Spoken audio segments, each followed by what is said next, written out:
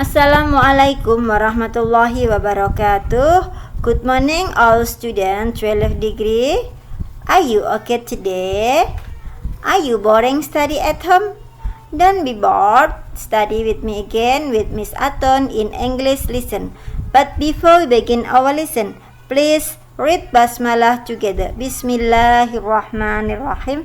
Thank you very much. In this moment, we will study grammar focus. The topic in this morning is passive voice.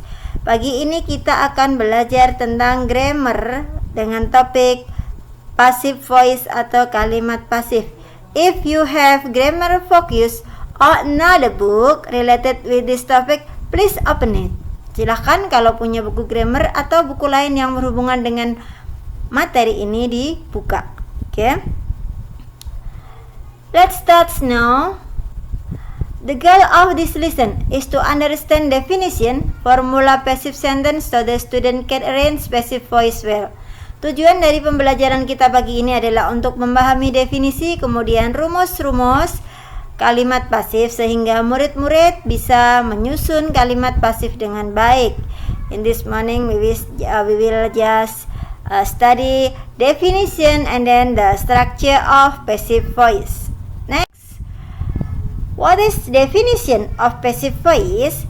Passive voice is a sentence formed by moving the object into the position of subject and combining the verb to be and past participle.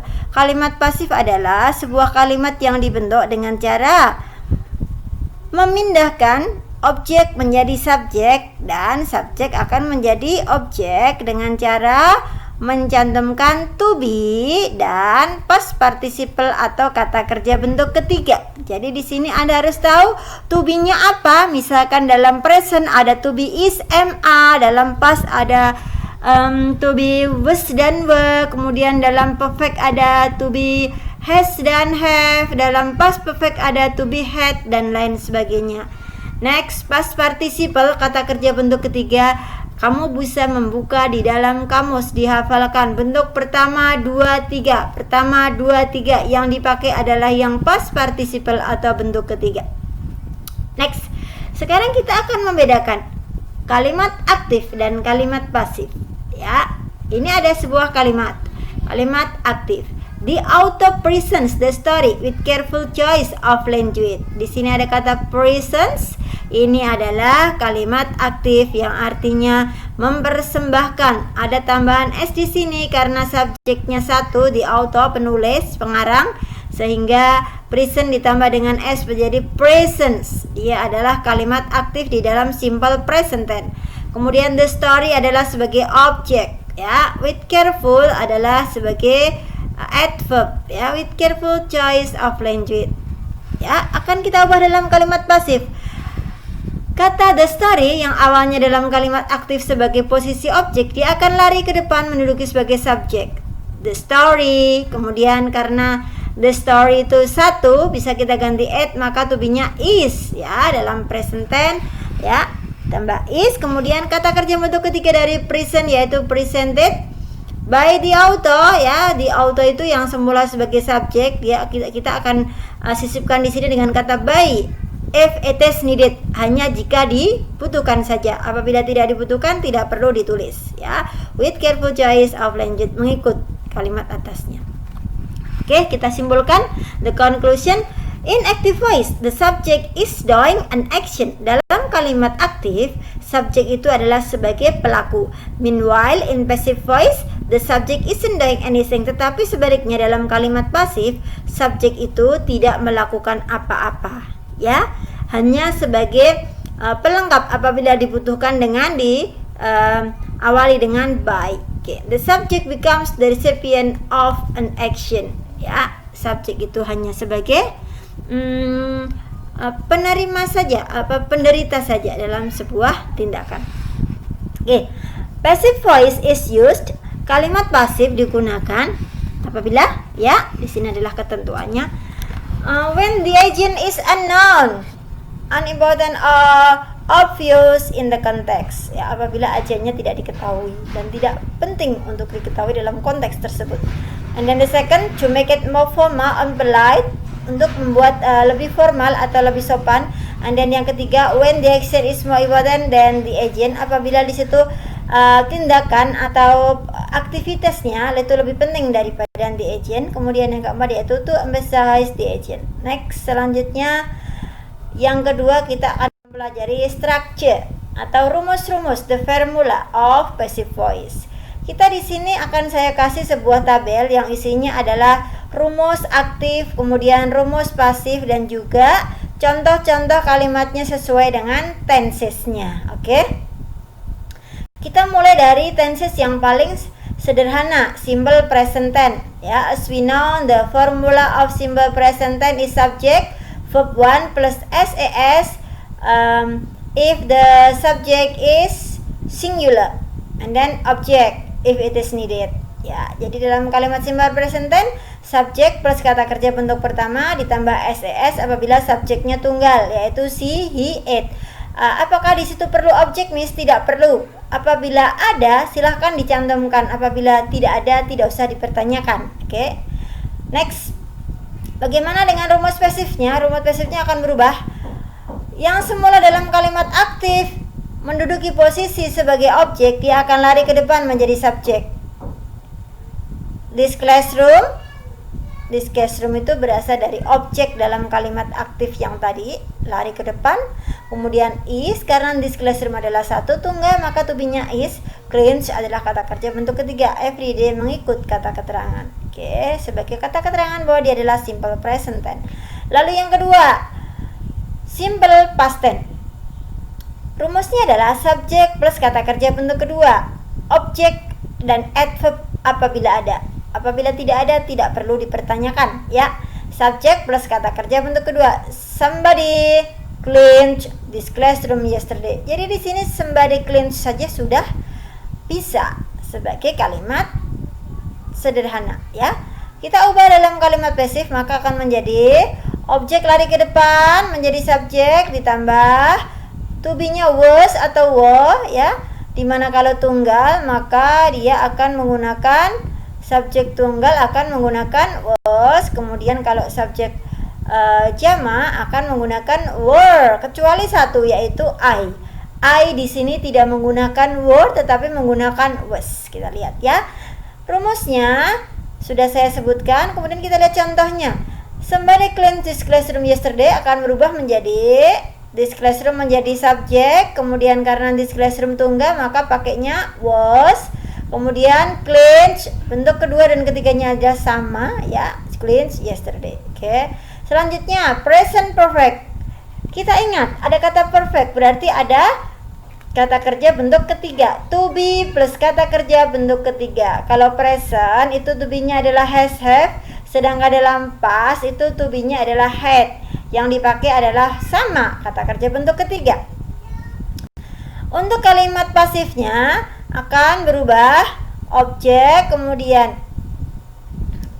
yang to be-nya has atau have itu ngikut tetap sesuai dengan subjeknya, kemudian ditambah dengan been baru kata kerja bentuk ketiga sehingga menjadi somebody has cleaned it akan menjadi it has been cleaned. Kenapa pakai been? Karena been adalah kata kerja bantu sebagai pengganti kata kerja bentuk ketiga sebelum kita mengubah dalam bentuk pasif. Yang pasif itu adalah structure dasarnya to be plus kata kerja bentuk ketiga, sehingga tidak mungkin di sini ada kata kerja bentuk ketiga dua. Yang pertama kita kasih kata kerja bantu dalam bentuk ketiga yaitu been. Oke. Untuk past perfect sama, bedanya adalah yang pertama tadi dalam present menggunakan has, have, dalam past perfect itu akan pakai had, ya. Subjek plus had plus verb 3, maka objeknya akan menjadi subjek plus had plus been plus verb 3, ya. Bedanya hanya di to be doang, yaitu have, has, dan had. Oke, selanjutnya present continuous. Present continuous itu yang menggunakan to be is ma, sedangkan past continuous akan menggunakan to be was, were. Kita lihat rumusnya. Present continuous subjek plus to be is ma, kemudian plus verb ing plus objek kalau ada. Dalam passive voice akan berubah menjadi objek yang di sini sebagai subjek, ya. kemudian to be-nya is MA menyesuaikan subjek yang melakukan, kemudian plus being, baru ditambah dengan verb 3. Kenapa pakai being? Karena being itu adalah kata kerja bantu dari kalimat asalnya, bahwa dia adalah tadi present continuous tense, sehingga akan mendapatkan bantuan kata kerja bantu being sebelum diubah dalam past participle. Oke. Somebody is cleaning the classroom, no, maka akan berubah menjadi the classroom, lari ke depan menjadi subjek, to be-nya adalah is, baru ditambah being sebagai kata kerja bantu dalam continuous tense. Clean adalah kata kerja bentuk ketiga dari clean. Now, okay, next past continuous tense. Rumusnya subjek plus to be-nya adalah was atau were plus verb am plus object. Oke, contohnya somebody was cleaning the classroom. Seseorang sedang membersihkan ruangan kelas. Kemudian akan berubah menjadi passive voice. Objek menduduki subjek di sini ya. Oke, kemudian was atau were disesuaikan dengan subjek yang melakukannya. Baru ditambah dengan being. Kenapa being? Karena being adalah sebagai kata kerja bantu di dalam continuous. Baru ditambah dengan kata kerja bentuk ketiga sebagai ciri dasar dari passive voice. Akan menjadi in the room with being cleaned.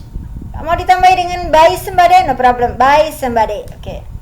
Next, selanjutnya future simple atau future tense.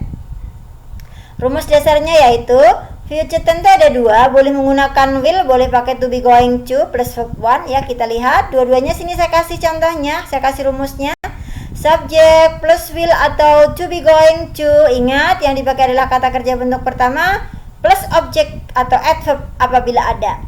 Ya, contohnya I will atau I am going to cook a cake tomorrow ya. Kata kerja bentuk pertamanya yaitu cook. Objeknya adalah cake. Tomorrow adalah adverb of time. Akan kita lihat rumus pasifnya.